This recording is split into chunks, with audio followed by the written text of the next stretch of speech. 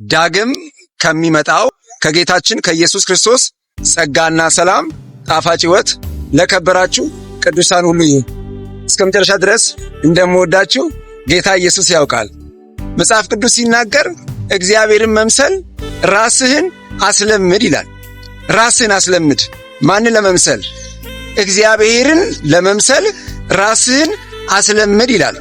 በምን ታዲያ እንለማመድ? እግዚአብሔርን ለመምሰል በምን እንለማመድ?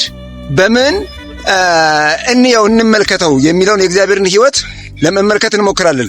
የመጀመሪያው እግዚአብሔርን ለመምሰል የሚረዳን በእግዚአብሔር ቃል መኖር ነው፣ ወይም የእግዚአብሔር ቃል መስማት ነው።